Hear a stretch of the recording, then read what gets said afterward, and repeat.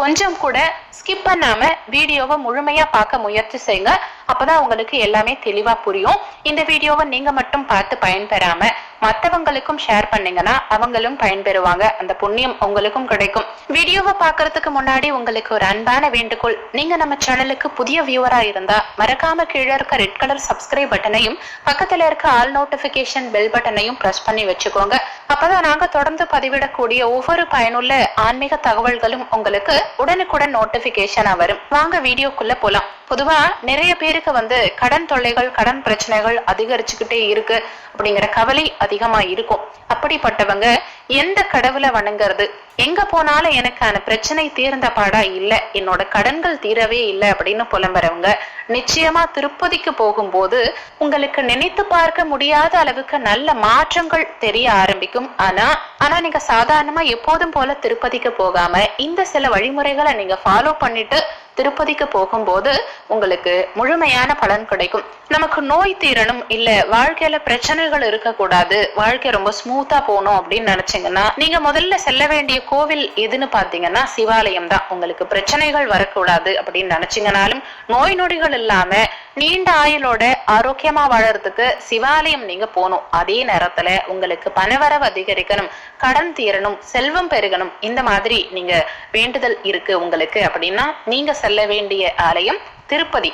பெருமாளை சேவிக்கும் போது பணவரவு அளவில்லாம இருக்கும். சிவாலயம் சென்று சிவபெருமானை வணங்கும் போது ஆயுள் நீடிக்கும். அந்த வகையில திருப்பதி போகும்போதும் சரி, இல்ல சாதாரணமா எந்த பெருமாளை வணங்குறதா இருந்தாலும் சரி, பெருமாளை மட்டும் சேவிக்கிறதோட நிறுத்தாம அந்தந்த கோவிலுக்கு ஏத்த மாதிரி மகாலட்சுமி தாயார், பூதேவி, ஸ்ரீதேவி, பத்மாவதி தாயார், இந்த மாதிரி அம்பாலையும் அவசியம் வணங்கணும். திருப்பதிக்கு போனாலும் சரி, திருப்பதி ஏழுமலையாரை மட்டும் பார்த்துட்டு வராம அவசியம் அம்பாலையும் வணங்கணும். முதல்ல நீங்க என்னைக்கு திருப்பதி போறதா இருந்தாலும் சரி, திருப்பதி போறதுக்கு முன்னாடியே காலையில நல்லா குளிச்சு முடிச்சுட்டு வீட்டெல்லாம் நல்லா சுத்தம் பண்ணி வச்சுட்டு காலை நேரம் அல்லது மாலை நேரம் எதுவா இருந்தாலும் சரி நல்ல நேரமா பார்த்து, இந்த ராகு காலம், யமகண்டம், யோகத்திலேயே பாத்தீங்கன்னா மரண யோகம், இதெல்லாம் எதுவும் இல்லாம நல்ல நேரமா பார்த்து உங்க பூஜை அறையில வடக்கு திசை நோக்கி உட்கார்ந்துக்கங்க.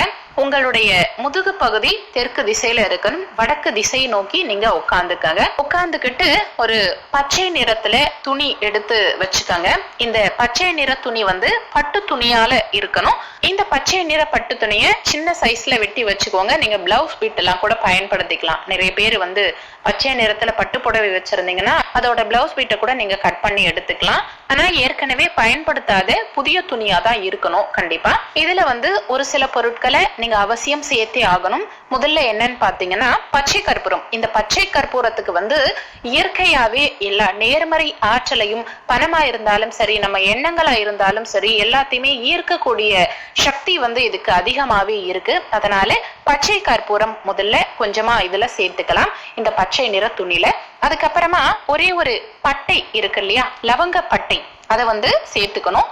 அது கூட ஒரே ஒரு கிராம்பு சேர்த்துக்கலாம். அதுக்கப்புறமா ஒரு ஏலக்காய் சேர்த்துக்கலாம். இந்த எல்லா பொருட்களுமே மகாலட்சுமி வாசம் செய்யக்கூடிய பொருட்கள். நீங்க பாத்தீங்கன்னா தெரியும், பச்சை கற்பூரம், லவங்கப்பட்டை, ஏலக்காய், கிராம்பு எல்லாத்துலயுமே மகாலட்சுமி வாசம் செய்வாங்க. அதே மாதிரி இது எல்லாத்துக்குமே பணத்தையும் நம்ம நல்ல ஆற்றல், நேர்மறை சக்திகளையும் ஈர்க்கக்கூடிய ஆற்றல் அதிகமாவே இருக்கு. இது கூட நம்ம ₹1 நாணயத்தை சேர்த்துக்கணும். ஏன்னு பாத்தீங்கன்னா இப்போ நம்ம பணம் அதிகமா நமக்கு சேரணும், அதிக பணவரவு இருக்கணும், கடன்கள் எல்லாம் குறையணும், அதுக்காக தான் நம்ம திருப்பதி போறோம் இப்ப வேண்டிக்கிட்டு. அதனால ₹1 நாணயத்தை நம்ம விற்கும் போது இது பல மடங்கா உங்களுக்கு பெருகுங்கிறது ஐதீகம். அதனாலதான் ₹1 நாணயத்தை ஒண்ணு இதுல வச்சுக்கணும். அதுக்கடுத்து இந்த பச்சை நிற துணிய பாதம் கிட்ட நீங்க வச்சிடலாம். ஒருவேளை உங்க வீட்டுல பெருமாள் படம் இல்ல அப்படின்னா குலதெய்வத்தினுடைய காலடியில, நீங்க குலதெய்வ படம் வச்சிருந்தீங்கன்னா அந்த சுவாமியுடைய காலடியில நீங்க இதை வச்சுக்கலாம். வச்சுட்டு நீங்க எப்போ திருப்பதி கிளம்புறீங்களோ அப்ப இதை நீங்க கையோட எடுத்துட்டு போயிடணும். நீங்க கிளம்புறதுக்கே ஒரு சில விஷயங்கள் இருக்கு. என்னன்னு பாத்தீங்கன்னா, நீங்க மற்ற தினங்கள்ல பெருமாளை சேவிக்கிறத விட வியாழக்கிழமை அன்னைக்கு காலையில 6 மணில இருந்து 8 மணிக்குள்ள பெருமாளை தரிசனம் பண்றது ரொம்ப ரொம்ப சிறப்பு திருப்பதியில. ஏன்னு பாத்தீங்கன்னா மற்ற நேரங்கள்ல நாம பெருமாளை பார்ப்போம், ஆனா அந்த நேரத்துல பெருமாள் நம்மளை பார்ப்பாரு. ஏன்னா அந்த நேரத்துலதான் அவருடைய நாமம் அழிக்கப்பட்டிருக்கும். அலங்காரங்கள் இல்லாம சயன கோலத்துல அவர் சிறப்பா காட்சியளிப்பாரு. அந்த நேரத்துல பெருமாளுடைய பார்வை நம்ம மேல படும்போது அவருடைய பரிபூரண அனுகிரகம் நம்மளுக்கு கிடைக்கும். அதனாலதான் அந்த வியாழக்கிழமை காலையில 6 மணில இருந்து 8 மணிக்குள்ள தரிசனம் பண்ற மாதிரி நீங்க பிளான் பண்ணிக்கோங்க. முன்னாடியே திருப்பதி போறதுக்கு நம்ம டிக்கெட் புக் பண்ணும் போது எந்த நேரத்துல